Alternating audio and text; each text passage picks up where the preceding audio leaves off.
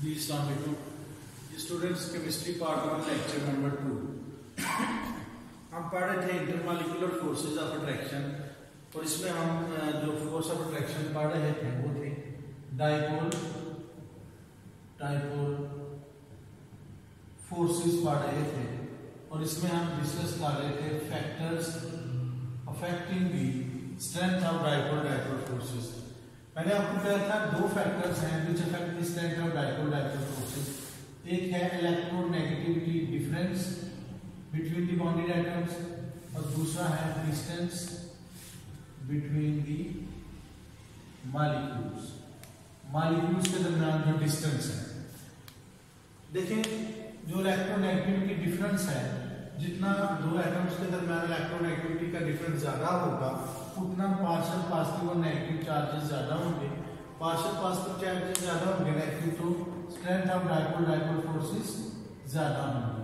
यानी ये directly proportional है डाइपोल फोर्सेस के। मसलन हमारे पास मॉलिक्यूल्स हैं HF, HCl, HBr, HI, ये सारे हैलोजन एसिड्स हैं। इसमें जो फ्लोरीन है इसकी इलेक्ट्रोनेगेटिविटी सबसे ज्यादा है, 4 है।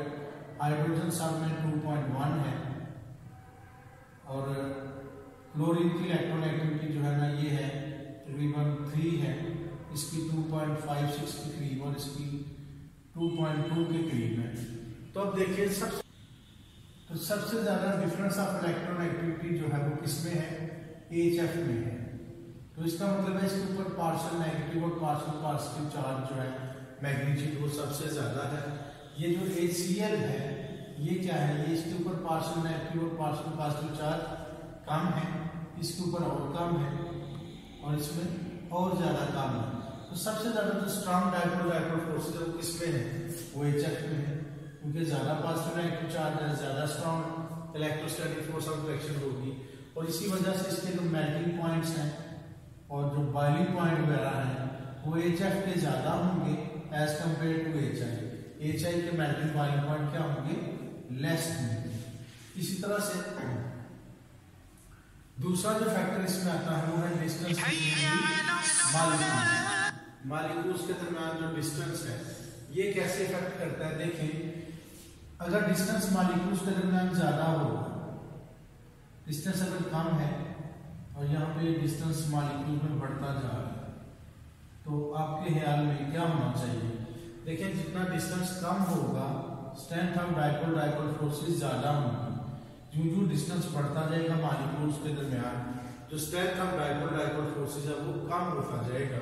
यानी डिस्टेंस जो है ये इनवर्सली प्रोपोर्शनल होगा डाइपोल फोर्सेस की। डिस्टेंस कम है तो डाइपोल फोर्सेस स्ट्रॉन्ग है, डिस्टेंस ज्यादा है डाइपोल फोर्सेस वीक है।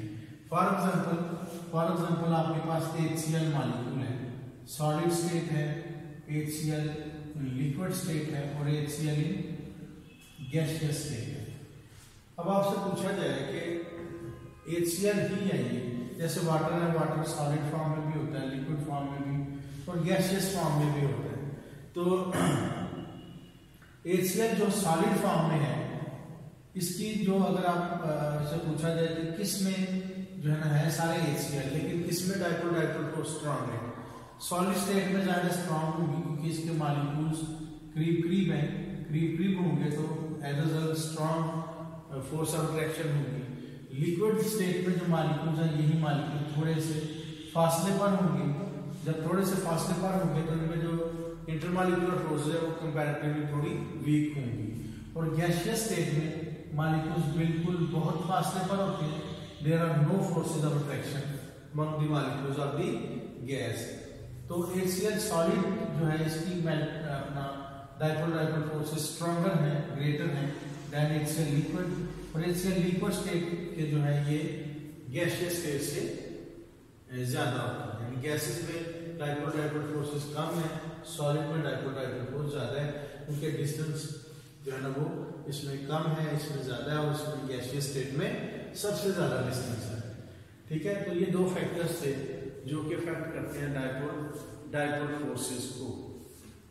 नेक्स्ट जो हमारी second type of intermolecular force of attraction है वो है डाइपोल डाइपोल फोर्सेस।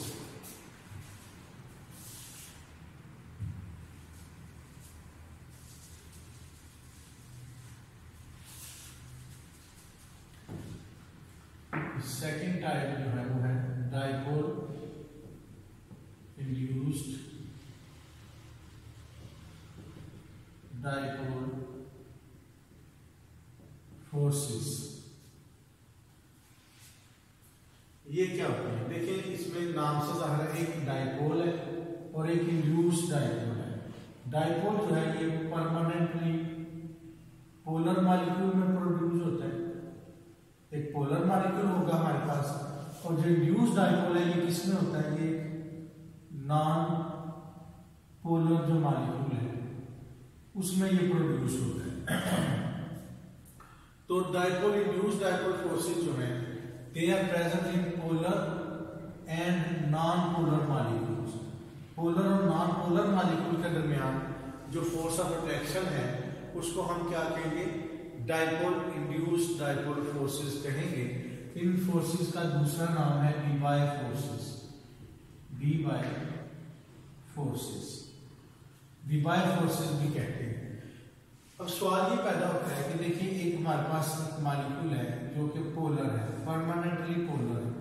पोलर है तो इसका मतलब इसके दो एंड्स होंगे, एक पार्शियल नेगेटिव एंड और एक पार्शियल पॉजिटिव एंड। जैसे HCl है, इसका ये पार्शियल नेगेटिव एंड है, हाइड्रोजन पार्शियल पॉजिटिव एंड है। तो ये मैंने ये ज्यादा इलेक्ट्रॉन डेंसिटी शो की है, यहाँ पे इलेक्ट्रॉन डेंसिटी कम है, ये पॉजिटिव चार्ज है, यहाँ पे ये नेगेटिव चार्ज है।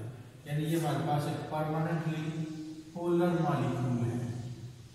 जब ये पोलर मॉलिक्यूल किसी नॉन पोलर मॉलिक्यूल के करीब आएगा, ये दूसरा मॉलिक्यूल जो है ये एक नॉन पोलर मॉलिक्यूल है, तो जब पोलर मॉलिक्यूल एक नॉन पोलर मॉलिक्यूल के करीब आएगा तो ये क्या करेगा? देखिए ये नॉन पोलर मॉलिक्यूल है, सिंपल ये न्यूक्लियस है सेंटर में और ये इलेक्ट्रॉन घूम रहे हैं, इसमें कोई भी पॉजिटिव नेगेटिव एंड नहीं है। तो क्या होगा कि ये जो नेगेटिव एंड है of the permanently polar molecule it repels the moving electron. ये इलेक्ट्रॉन का नेगेटिव चार्ज होता है, तो ये नेगेटिव एंड जो है इसके इलेक्ट्रॉन को क्या करेगा? रिपेल करेगा। जब ये इलेक्ट्रॉन को रिपेल करेगा तो ये जो मॉलिक्यूल है इसका ये जो नेगेटिव चार्ज है, इलेक्ट्रॉन जो है ये थोड़े दूर हट जाएंगे, इस तरफ आ जाएंगे, और जो पॉजिटिव है वो इस तरफ आ जाएगा। यानी अगर इसकी दोबारा शेप बनाई जाए तो ये कुछ इस तरह से होगी, ये तो वैसी रहेगी परमानेंटली पोलर मॉलिक्यूल। जो नॉन पोलर मॉलिक्यूल था वो भी आपको थोड़ी सी शेप बदल जाएगी उसकी भी, उसका न्यूक्लियस इस साइड पर आ जाएगा और इलेक्ट्रॉन थोड़े से दूर हट जाएंगे इधर, और न्यूक्लियस थोड़ा सा इधर आ जाएगा इस तरह से। तो ये भी क्या बन चुका है? ये पहले नॉन पोलर था, अब ये क्या बन चुका है? डाइपोल बन चुका है। यानी इसमें भी दो पोल क्रिएट हो चुके हैं, लेकिन ये जो डाइपोल है इसको हम कहेंगे इंड्यूस्ड डाइपोल। क्यों इंड्यूस कहेंगे? इंड्यूस मीन्स के टू ट्रांसफर। ये एक पोलर मॉलिक्यूल था, इसने अपने जैसा कैरेक्टर नॉन पोलर मॉलिक्यूल में इंड्यूस किया है, इसलिए ये जो सेकंड डाइपोल है इसको हम क्या कहेंगे? Induced dipole. जबकि ये क्या है? परमानेंट डाइपोल है, और ये इंड्यूस्ड डाइपोल बन चुके हैं। अब इसमें क्या होगा? अब देखें इसका नेगेटिव एंड इसके पॉजिटिव एंड, परमानेंट डाइपोल का नेगेटिव एंड इंड्यूस्ड डाइपोल के पॉजिटिव एंड को अपनी तरफ अट्रैक्ट करेगा, और ये जो फोर्स ऑफ अट्रैक्शन है between the partial negative end of permanent dipole and partial positive end of induced dipole, this force of attraction is called, इसका नाम क्या है? इसका नाम है डाइपोल इंड्यूस्ड डाइपोल फोर्सेस। ये मैंने एब्रिविएशन लिख दिया इसका, आपने ऐसे लिखना, पूरा लिखना है डाइपोल और इंड्यूस्ड डाइपोल फोर्सेस। ठीक है जी? तो फिर से dipole induced dipole forces are present in a polar and non polar molecule. जब एक पोलर मॉलिक्यूल किसी नॉन पोलर मॉलिक्यूल के करीब आता है तो उसका जो नेगेटिव एंड है वो उसके मूविंग इलेक्ट्रॉन को रिपेल करते हैं, और उसके मूविंग इलेक्ट्रॉन थोड़े से डिस्प्लेस हो जाते हैं, अपनी जगह से हट जाते हैं, और उस मॉलिक्यूल की शेप थोड़ी सी इस तरह से बन जाती है कि इस तरह नेगेटिव चला गया और न्यूक्लियस थोड़ा इधर आ गया है, ये भी जो नॉन पोलर मॉलिक्यूल था ये भी डाइपोल बन चुका है। This dipole is called induced dipole. Now उसके बाद इनमें एक electrostatic force of attraction develop होगी between the negative end of permanent dipole and the positive end of induced dipole, and this force of attraction is called dipole induced dipole force. इसको हम कहेंगे, या इसका दूसरा नाम है डिबाय फोर्सेस। ठीक है जी, तो ये सेकंड टाइप की फोर्सेस थी। तीसरी टाइप की जो फोर्स है वो है ion dipole forces. Ion dipole forces आपके सिलेबस में शामिल नहीं है, ये डिस्कस नहीं की हुई। लेकिन थोड़ा सा आपको मैं बता देता हूँ, ये किसमें प्रेजेंट होगी, एक आयन में, और दूसरा क्या है, डाइपोल है, यानी दूसरा एक पोलर मॉलिक्यूल होगा। यानी the force of attraction between an ion and a polar molecule, मसलन सोडियम आयन है और वाटर है, इनमें जो फोर्स ऑफ अट्रैक्शन है, ये एक आयन है और ये वाटर पोलर मॉलिक्यूल है, इनमें जो फोर्स ऑफ अट्रैक्शन होगी ये कौन सी होगी, ये होगी आयन डाइपोल फोर्सेस होगी। मसलन आप कह सकते हैं कि when sodium chloride is dissolved in water, what type of forces of attraction are developed? What forces are developed? कौन सी फोर्सेस प्रोड्यूस होंगी? तो कौन सी फोर्सेस होंगी, देखेंगे NaCl जब पानी में हल करेंगे तो ये चेंज होगा सोडियम आयन में और क्लोराइड आयन में। और वाटर क्या है, वाटर एक पोलर मॉलिक्यूल है, एक पॉजिटिव एंड है इसका और ऑक्सीजन वाला एंड नेगेटिव है, तो ये पॉजिटिव या नेगेटिव को ये आयन डाइपोल फोर्सेस डेवलप होंगी इसमें। ठीक है, तो ये केमिस्ट्री आ सकता है आपको, तो बरल ये वैसे हमारे सिलेबस में शामिल नहीं है। नेक्स्ट जो फोर्थ और लास्ट टाइप ऑफ फोर्सेस हैं वो है instantaneous dipole induced dipole forces.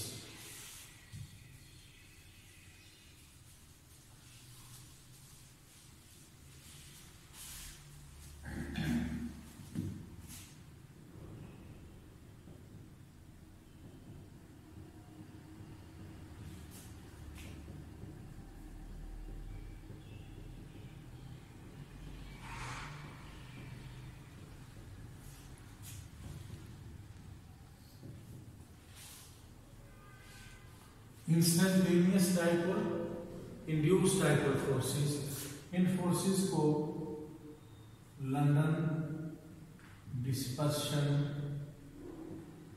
Forces भी कहा जाता है और इन्हीं फोर्सेस को हम वान डर वाल्स फोर्सेस भी कहते हैं।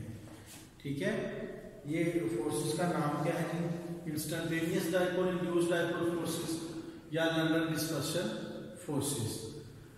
अब ये क्या होती है, ये फोर्सेस क्या होती हैं? These forces of attraction are present in non polar molecules. जो नॉन पोलर मॉलिक्यूल्स होते हैं उनमें जो फोर्सेस ऑफ अट्रैक्शन है वो कौन सी हैं, instantaneous dipole induced dipole forces. ठीक है, और ये जो फोर्सेस हैं ये शॉर्ट रेंज फोर्सेस होती हैं, शॉर्ट रेंज, यानी they exist between the molecules only when molecules are close। जब मॉलिक्यूल क्लोज है, एक दूसरे के बहुत करीब है। क्लोज होने का मतलब ये है कि जो हाईली कंप्रेस्ड गैस है, highly compressed gas, highly compressed gas अगर आपके पास है तो उसमें जो फोर्स ऑफ अट्रैक्शन डेवलप होगी वो कौन सी होगी, वो होगी जी instantaneous dipole induced dipole force of attraction. अब इसमें सवाल ये पैदा होता है कि ये फोर्सेस ऑफ अट्रैक्शन कैसे प्रोड्यूस हो जाती हैं, दो नॉन पोलर मॉलिक्यूल जो हैं वो आपस में कैसे अट्रैक्ट होते हैं और उनमें कैसे फोर्स ऑफ अट्रैक्शन डेवलप हो जाती है। पोलर में तो हमने पढ़ा एक पॉजिटिव होगा दूसरा नेगेटिव है, दोनों एक दूसरे को अट्रैक्ट करेंगे और उनमें फोर्स ऑफ अट्रैक्शन डेवलप हो जाएगी। लेकिन आयन डाइपोल उसमें भी हमने देखा है बाय फोर्सेस में भी कि एक पोलर है दूसरा नॉन पोलर है, तो समझ आती है कैसे वो दूसरे में डायपोल क्रिएट करता है। अब ये है दो नॉन पोलर मॉलिक्यूल है, मतलब ये एक नॉन पोलर मॉलिक्यूल है, ये दूसरा नॉन पोलर मॉलिक्यूल है, ये दोनों एक दूसरे के करीब आए हैं तो इनमें अट्रैक्शन कैसे प्रोड्यूस होगी? इसमें कोई नेगेटिव पॉजिटिव एंड है ही नहीं, सिंपल न्यूक्लियस है और इलेक्ट्रॉन उसके लिए घूम रहे हैं, ठीक है। तो ये दो नॉन पोलर मॉलिक्यूल है, ये भी नॉन पोलर है, ये दूसरा मॉलिक्यूल भी क्या है? नॉन पोलर मॉलिक्यूल है। तो सवाल ये पैदा होता है कि कैसे ये फोर्सेस डेवलप होगी। इस चीज का आंसर किया था एक साइंसदान ने, उस साइंटिस्ट का नाम है फ्रिट्ज लंडन। फ्रिट्ज लंडन उसका नाम है। उसने कहा था कि जब दो, उसी के नाम से इस फोर्सेस का नाम लंडन फोर्सेस भी है। अब उन्होंने कहा जब दो नॉन पोलर मॉलिक्यूल करीब आएंगे तो उनके जो मूविंग इलेक्ट्रॉन है वो क्या करेंगे? वो एक दूसरे को रिपेल करेंगे। जब रिपल्शन होगी तो मॉलिक्यूल की जो शेप है, मतलब ये एटम है, ये मॉलिक्यूल है, इस मॉलिक्यूल के इलेक्ट्रॉन को रिपेल करता है, तो रिपल्शन से इलेक्ट्रॉन इधर हो जाएगी, न्यूक्लियस थोड़ा सा इधर हो जाएगा, यानी इसकी शेप क्या हो जाएगी? इसकी शेप थोड़ी सी चेंज हो जाएगी, यहाँ पे नेगेटिव हो जाएगा, इधर पॉजिटिव आ जाएगा, ठीक है। तो ये क्या बन चुका है? ये जो डाइपोल बन चुका है, और ये जो डाइपोल बना है ये इंस्टेंटेनियस डाइपोल है, इंस्टेंटेनियस डाइपोल है। क्यों इंस्टेंटेनियस डाइपोल है? क्योंकि ये किसी भी लम्हे प्रोड्यूस हो रहा है, ये कोई यहाँ पे स्टेबल नहीं है, ये खत्म हो जाएगा क्योंकि इलेक्ट्रॉन इधर खड़े नहीं रहेंगे, ये दोबारा जब घूमेगा तो खत्म हो जाएगा, फिर बन जाएगा, फिर खत्म होगा। तो ये मिनट में, एक सेकंड में हजारों दफा बनेगा, हजारों दफा खत्म होगा। तो बड़ा दिस का इंस्टेंटेनियस डाइपोल। अब ये जो इंस्टेंटेनियस डाइपोल बना है ये इसके करीब एक और सेकंड कोई नॉन पोलर मॉलिक्यूल है, और नॉन पोलर मॉलिक्यूल मौजूद होगा, चाहे दो मॉलिक्यूल तो नहीं है, हजारों मॉलिक्यूल है। अब ये इसमें क्या करेगा? अब इसका ये नेगेटिव एंड इसके मूविंग इलेक्ट्रॉन को रिपेल करेगा, और ये इसके अंदर डाइपोल इंड्यूस करेगा, यानी इस रिपल्शन की वजह से इसके नेगेटिव एंड जब रिपेल करेगा तो ये भी थोड़ी सी शेप चेंज हो जाएगी इसकी भी, ये इसके इलेक्ट्रॉन दूर हट जाएंगे, नेगेटिव इधर चला जाएगा, पॉजिटिव इधर आ जाएगा, और ये नॉन पोलर मॉलिक्यूल में डाइपोल बन जाएगा, और इस डाइपोल का नाम क्या होगा? इंड्यूस्ड डाइपोल, क्योंकि ये इंस्टेंटेनियस डाइपोल ने इसके अंदर इंड्यूस किया, इस वजह से इस डाइपोल का नाम है इंड्यूस्ड डाइपोल। और देन क्या होगा? The negative end of instantaneous dipole attracts the positive end of induced dipole by means of force of attraction, which is known as instantaneous dipole, induced dipole forces। यानी ये जो forces हैं इनको कहेंगे instantaneous dipole, induced dipole forces कहेंगे। पहले आपने बताना है कि इंस्टेंटेनियस डाइपोल कैसे प्रोड्यूस होता है। दो नॉन पोलर मॉलिक्यूल आपस में जब रिपल्शन करते हैं तो एक इंस्टेंटेनियस डाइपोल बनाते हैं। फिर ये इंस्टेंटेनियस डाइपोल एक सेकंड नॉन पोलर मॉलिक्यूल में डाइपोल क्रिएट करता है, और वो जो डाइपोल होगा उसका नाम होगा इंड्यूस्ड डाइपोल, और फिर उनके दरमियान अट्रैक्शन डेवलप हो जाती है, उसका नेगेटिव उसके पॉजिटिव को अट्रैक्ट करना शुरू कर देता है, और ये जो फोर्सेज होती हैं इनको हम कहते हैं instantaneous dipole, induced dipole forces. तो नेक्स्ट जो है इसके बाद वो है कौन कौन से फैक्टर्स हैं जो अफेक्ट करते हैं लंदन डिस्पर्शन फोर्सेस को, तो ये हम अभी नेक्स्ट लेक्चर में डिस्कस करते हैं।